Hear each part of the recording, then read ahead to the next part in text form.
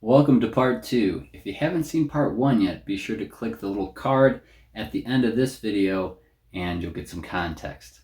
But in this video, I'm going to show you how to turn this into this. Well, here we are again, this time with a lot less stuff. Probably wondering how I did this. How did I consolidate all this? Well, I'll tell you. But before we get to that, I want to explain why you might want to consolidate your stuff. There's a few reasons that I've worked out. If there's other reasons you can think of, leave them in the comment section below. And if you want to know kind of more context than what I had before I consolidated all this together, watch my previous video. Now we're going to talk about why you'd want to have less stuff. A couple reasons. The first of which is probably the most obvious, is space considerations. This is less stuff, meaning that if you are flying and you only want to have to check so many bags or carry on so many bags, this is more ideal.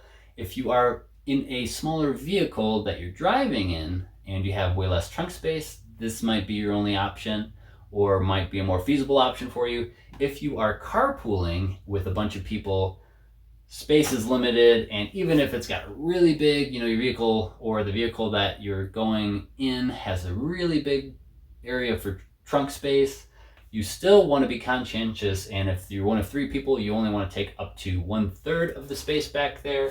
If you really want to be awesome, take even less, so that if people that didn't pack as well need more space, they have it, and you'll also impress them with all of your Tetris packing skills. The last reason would be that you want to be able to only take one trip when you are transporting your stuff from place to place. That's from the vehicle to the hotel room, that's from the hotel room to the vehicle, and from the vehicle to the class. Doing that just ensures that it's more efficient movement and you're not drawing any additional attention to yourself as you're moving things around. Speaking of drawing additional attention to yourself, this guy right here is probably going to get you some attention.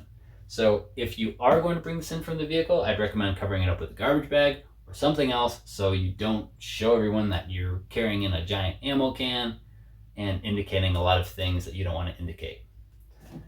Otherwise, I'd recommend leaving this in the vehicle so that all you're bringing in is a rolly luggage, which is not weird at all, and you're bringing in kind of weird looking backpack, but maybe people won't really look too much into it or think about it. Now let's get into each individual thingy and show you the thingies inside the things. First, let's talk about the luggage. Now, if you remember from the last video, I had a duffel bag that was just for my overnight bag, clothing and toiletries, stuff like that. And then I had this bag, which was just for gear. I was able to combine the two into this bag because, if you remember from the last time I showed you this bag, it has an expandable section at the top here. This is normally a carry-on bag, so I can actually fit this in a carry-on compartment in a plane. But if you want to expand it, it'll get larger than the carry-on size for when you're just doing road trips or traveling by vehicle, etc. So that's what I did. I expanded this, and now this whole chunk right here is for my overnight stay. So I have my Merrell boots in here. I have all of my clothing for 2 days, nights and days, and multiple sets of things in case I get rained on. And then I also have my toiletries here, which is great. This is a separate piece, so it keeps everything compartmentalized.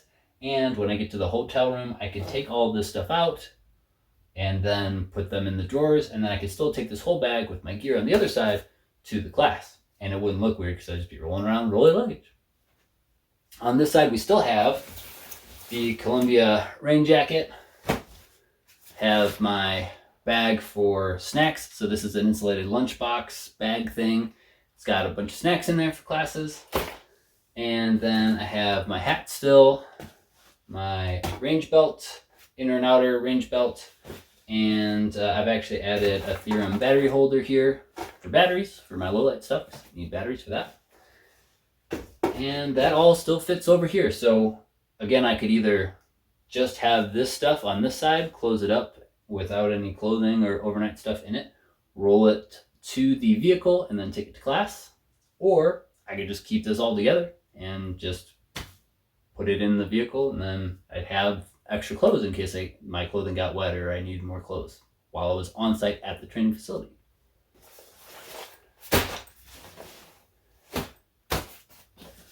So that's how I was able to consolidate 2 bags into one. Absolutely nothing has changed with this ammo can. Moving on. Oh, hey, you're probably wondering what changed in this bag. Well, let's do a close-up and I'll show you. Well, here we are. Here's a little close-up of the bag. The only thing I added to the inside of this compartment was really something I just moved from somewhere else, which was this guy from the previous video, which has all the different batteries for all of the things that take batteries, chargers, chapstick, and cleaning cloth. So I just moved that to here so it's easier to access. Then I still have my T.Rex Arms Ready Rig right here.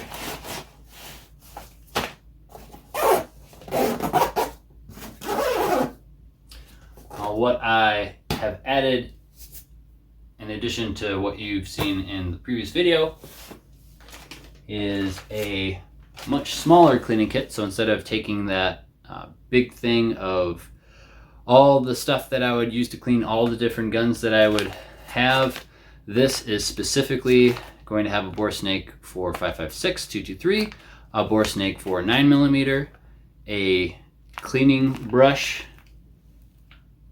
and gun cleaner, as well as gun lubricant.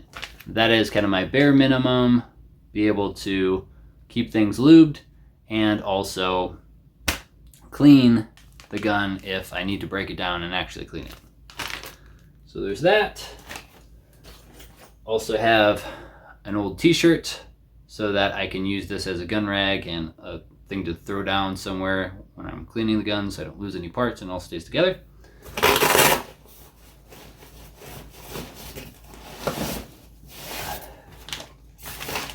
And that just slides back behind here. Yeah. Ever so effortlessly. There's a little Velcro thing here so I can open this up and it goes behind this compartment. Then I took that big toolbox that I had and turned it into something much smaller. So I have a flathead screwdriver that I can really wrench down on. I have the punch that I would need for taking down my Glock. I have a bunch of different Allen keys and proprietary hollow send tool so that I can do anything I need to with my optics, with anything else that is mounted to my AR pistol, and I am good to go as far as the different things that I'm going to be bringing. So this being much smaller, I can just slide that on top here. Figure I would need to get to my tools probably before my cleaning kit, so those are on top in this section behind this compartment here. And that's what I've added to this. I still have all of my Ioneer Pro, gum, pens, etc. in this section here. And then I still have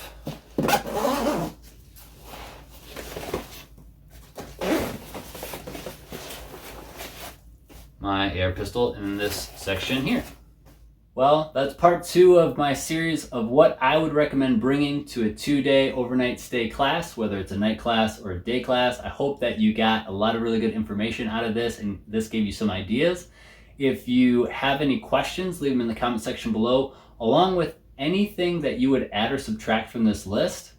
And one other thing that I would recommend you bring is an open mind to any class that you're taking, wherever you're going, for any length of time, because if you think you know everything, you're not going to learn anything. And also, if you think you know everything, why would you pay for a class in the first place?